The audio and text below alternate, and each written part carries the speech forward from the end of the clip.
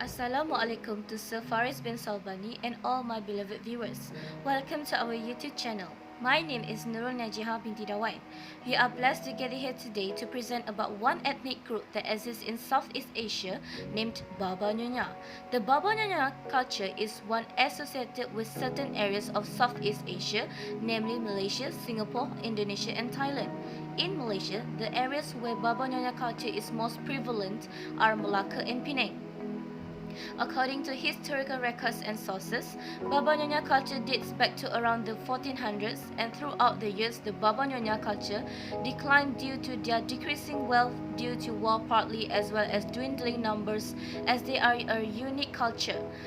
The younger generation lost interest, but since the 1980s, the Baba Nyonya culture has experienced a resurgence, and more people, whether or not they are baby Nyonya descendants, are taking an interest in this unique culture.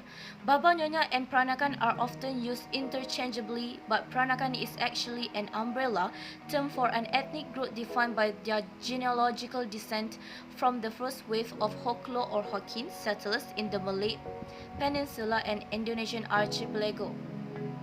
Over time, these settlers mingled and married locals, giving way to a new fusion culture, otherwise known as the Peranakan. In fact, there are actually many different subgroups of Peranakan with many different influences, but nowadays the term Peranakan refers most commonly to the Chinese who intermarried with locals. They assimilated the Malay language and customs into their lives, and the men became known as Baba while the woman Nyonya. However, Baba Nyonya have three entities that shape their traditions. My name is Nooradiana binti Muhammad Rizal. The first entity is about their food. Due to the culture of Nyonya and Babas is merged between Malay and Chinese and influenced by Indonesia. Melaka was once the world merchant gathering point, enabling the birth of Baba and Nyonya ethnic group. Therefore, the Nyonya food can be summarized as Malay archipelago delicacies of Nanyang cuisine. From the Malay influence, a unique Nyonya cuisine has developed using typical Malay spices. For example, chicken kapitan, a dry chicken curry, and inci kabin, the Nyonya version of fried chicken. Pindang bandeng is a common fish soup served in Indonesia during the Chinese New Year, and so is a white ramen cake from Tangerang, which is normally used during the autumn festival. Piki Purwodadi is a Peranakan dish from Purwodadi, a frog soup dish. Nyonya laksa is a very popular dish in Melaka, Malaysia, while another variant called Asam laksa is famous in Penang, Malaysia. Pong teh is also another popular and savory dish of the Malacca Peranakan community. The main ingredients is onion, black mushroom, chicken. At the same time, pork is used instead of chicken, and fermented bean sauce. The Malaccan Nyonyas are well known for this dish. The dishes from the east coast of Peninsula Malaysia Peranakas in Kelantan include telur kesum, ayam kerabu, and kau jam are influenced by Chinese, Malay, and Thai cuisine. While in Terengganu, popular Peranakan food are such as the local version of crab cake, ayam pacuk, which resembles satay with a stronger flavor, fish in spicy tamarind sauce, and slow-cooked chicken with palm sugar.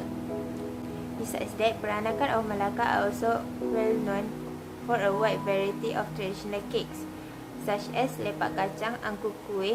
A black variant is called kueh hitam. Kueh teh or nasta, Nyonya bakcang, apom balik. Peranakan's version closely resembles Indonesia serabi, kuih bakul, tape, kuih koci, kuih bongkong, repah udang, pulut inti, kuih gulung. Another variant is kuih tapit, kuih bolu, kuih galoh, also known as serimuka, kuih bangkit, and many more. Traditional kuih are sometimes made in conjunction with festivals that Peranakan celebrate. For example, kuih genggang, also commonly known as kuih lapis, is a type of multi-layered cake most often eaten during Chinese New Year to symbolize a ladder of continued prosperity. My name is Nurul Shazana binti Zulkifli. The second entity is about their clothes and dressing. The traditional Nyonya costume was the baju panjang, which can be traced to Javanese origin. It consisted of a long loose cufflet top with long sleeve worn over a batik sarung. The collar is Chinese and the dress is fastened by a set of kerongsang brooches. They were initially made of cotton, but by 1910, French and Swiss voile and organdy became the fashion. By the end of the 1920s, Nyanyas abandoned the old-fashioned Austrian baju panjang for the more modern Nyonya kebaya. The word kebaya is derived from the Portuguese word kobaya. The short kebaya was more flattering as it was figure-hugging and shapely, with intricate embroidery at the neckline, sleeve, and hem. The use of lace on kebayas may have been an influence from Portuguese and Dutch women who wore blouses with lace trimmings during colonial times. The kebaya sulam, with its elaborate embroidery, used to take 6 months to make by hand in the past. The kebaya is worn with a batik sarung. Nyonyas prefer pekalung batik from Java because of its vibrant combination of colors and motif of flowers, birds, insects, and other animals. My name is Umi Kalsum binti Mabuzi. The last entity is about their religions and belief. In Baba Nyonya, they have two religions which are Christianity and Islam. About the Christianity, a significant number of the modern Peranakan community have embraced Christianity, most notably in Indonesia. In Singapore, the Kampong Kapur Methodist Church, founded in 1894 by an Australian missionary. Sophia Blackmore is considered as one of the first Peranakan churches.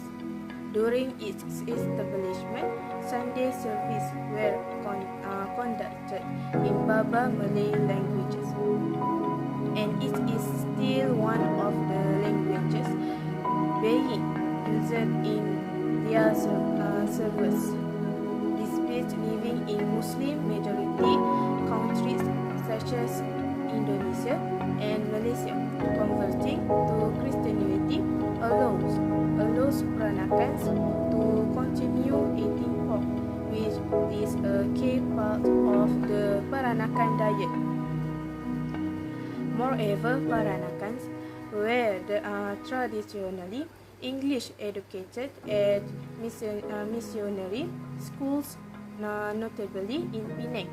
About Islam in Indonesia, Peranakan refers to all Indonesia Chinese who had converted to Islam up until the 19th century.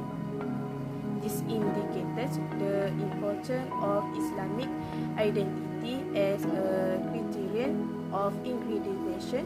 Later, Peranakan referred to all Indonesia Chinese born in the country, including those of descendants of mixed race unions.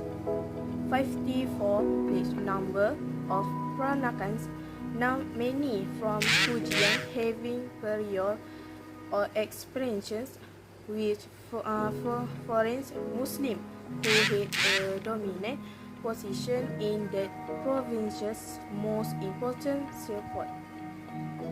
Adopted Islam is Java, strongly Muslim areas of Indonesia 55 and Malaysia 56, as in the case of the Peranakans in Cirebon. Its conversion process is over several centuries, 56, and was even recorded before the Dark Side Jakarta. 59. Many of these Peranakans in Indonesia who converted to Islam would marry into aristocratic dynasties. 56.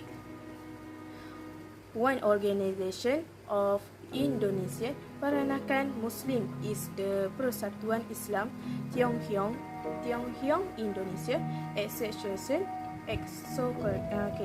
of Indonesia Chinese Muslim, which was formed in 1936 in Medan.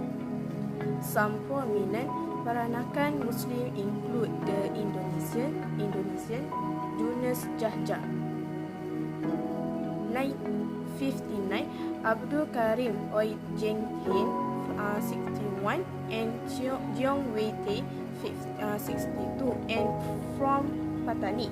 The peranakan converts to Islam Datu Seri Nara, who according to Webern of Warwick was the most important commercial and military figure in Patani in 1602. In conclusion, we choose Baba Nyonya as for our presentation is because we want to take a chance to learn more about their culture and tradition. Every culture has its own uniqueness and specialty. We realize that it is important to preserve our cultural heritage to show our own national identity so that we can differentiate between our own culture in another country. By the research that we have conducted, we found out that there are many benefits that our country can get through tourism industry. It will help in historic preservation to maintain its value so that the new generations can experience and appreciate more about Baba Nyonya history. It is also can attract tourists either within the country or outside the country to visit and learn more about our history and culture, and at the same time generating income to the economy of local people and government revenues by imposing certain taxes. Lastly, we hope that Malaysian people will be more interested and appreciated about this special and unique culture of Baba Nyonya. Thank you.